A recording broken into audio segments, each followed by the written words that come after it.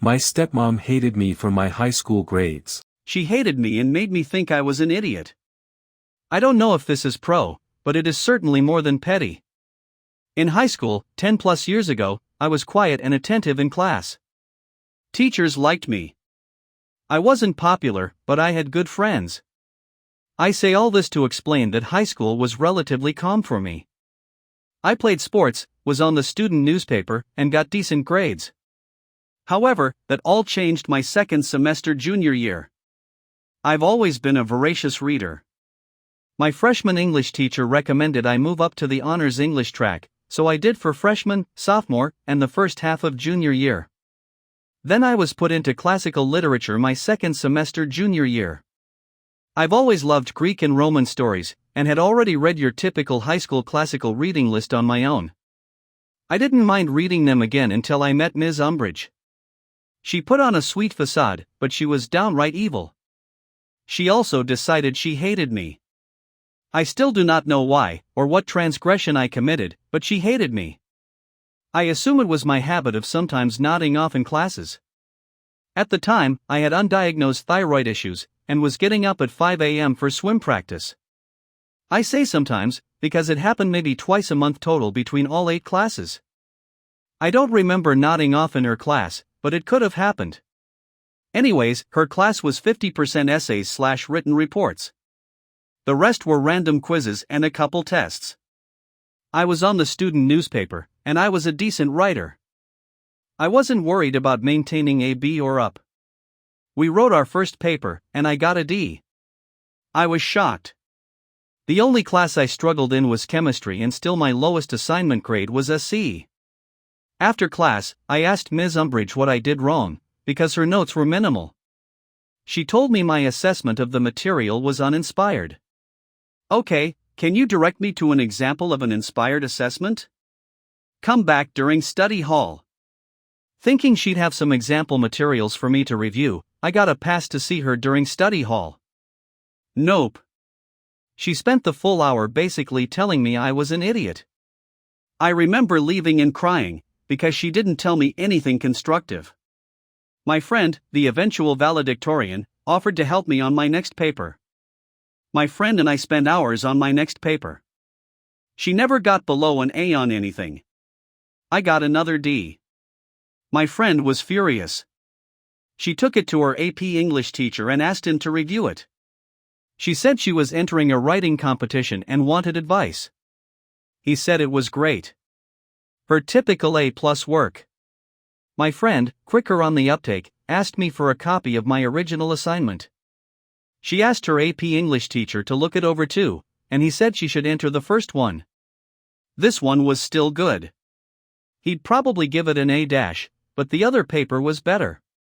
My friend was convinced Ms. Umbridge was treating me unfairly for some reason, and she must not like me. My friend wanted me to tell my parents or my school counselor. A teacher didn't like me?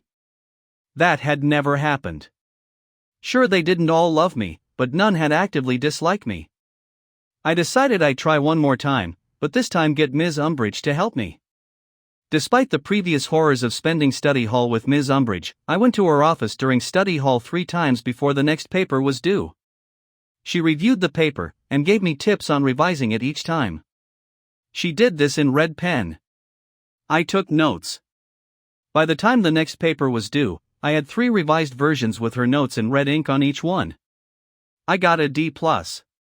She smirked and congratulated me on my improvement. Bitch. I was done. My friend was right. This bitch had it out for me and was giving me shit grades on purpose. I'm a laid-back person, but I was pissed. Never before been this pissed. I took my paper to my newspaper teacher. Sure, he didn't teach English, but our student paper constantly won awards because of his work.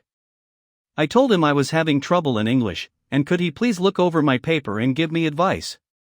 He was a little confused as to why I didn't ask my English teacher, but he did it. He also told me it was great, but gave me a few minor changes to make. I asked him if he thought it was A, B, or better. He said he'd give it an A, not 100%, but a solid A. I went to my friend, and we brainstormed. I couldn't request a drop/add.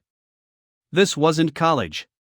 You just don't switch classes at my high school, unless the teacher recommends an honor placement. That's not true, said my friend. The football and basketball guys get moved to easier classes all the time to keep their grades up, so they are eligible for games. The athletics director was a friend of my dad, so I requested a meeting with him and my swim coach after school one day. I told them I was in danger of losing my eligibility to swim, because I was pulling a D in a class. I wanted to move classes, but I knew I'd need approval from administration, which I wouldn't get without a good reason. They asked if I had requested help. I explained I had asked for help from multiple people, but my grade wasn't improving. I didn't know what to do. They asked to see my papers. I sat while they read them. They both looked at me confused. Neither of them could understand how those papers were worth only a D. The student VP was brought in. He asked who helped me. I explained my friend. He knew who she was, again future valedictorian, and she had even asked her AP English teacher to look it over for advice. I had also asked my newspaper teacher to help me. Student VP asked if I had ever actually asked my teacher for help.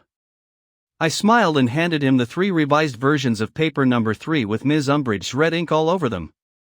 He frowned. AP English teacher and my newspaper teacher were pulled into the meeting.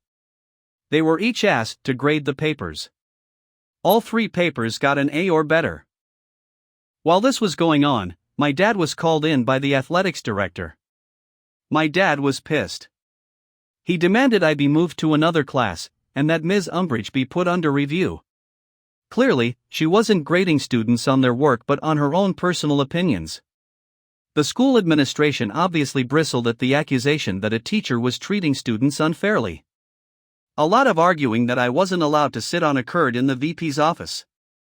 I could hear plenty of yelling as 6 adult men argued over the appropriate next steps. It was decided that myself, my dad, VP, and athletics director would have a meeting with Ms. Umbridge. The following morning before school we all met. Ms. Umbridge seemed to think she was going to get to tell everyone why I was so stupid. VP explained that if I maintained a D in her class, I would lose my extracurricular eligibility, and we were all meeting to discuss what to do. She smirked and said I should be moved to the non-honors English track, and I had no business being in honors English.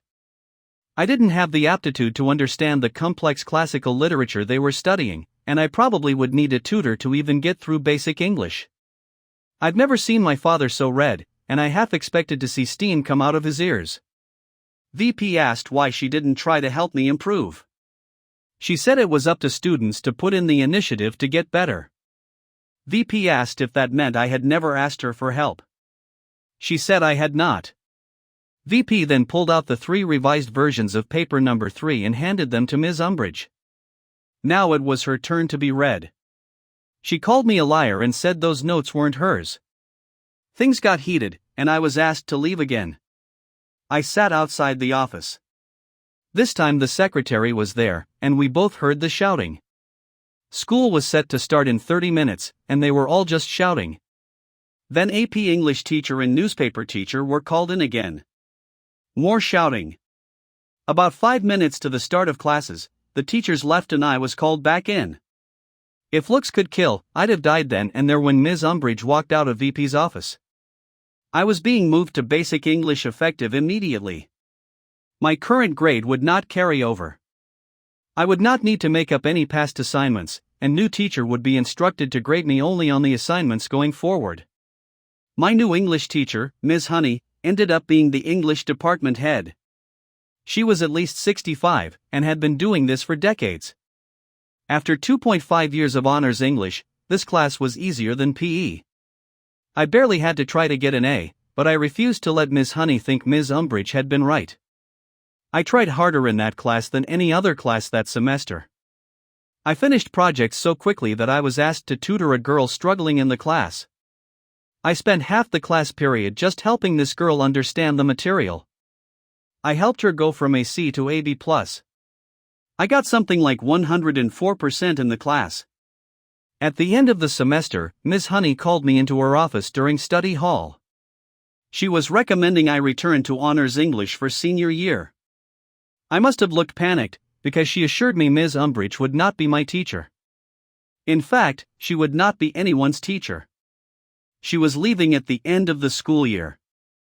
Ms. Umbridge was only in her late 20s and unmarried. Too early to retire. And my high school was in one of the best-paying school districts in the state. I knew what leaving meant, but Miss Honey still explained that I was put in her class on purpose. The school administration trusted Ms. Honey to determine the truth of Ms. Umbridge's claim that I was basically a lying idiot. Ms. Honey stated I very clearly belonged in honors English. She apologized if her class had not been challenging enough for me. I cried. I mean full-on ugly, snot cried. I didn't realize it, but part of me had actually believed Ms. Umbridge up until that moment.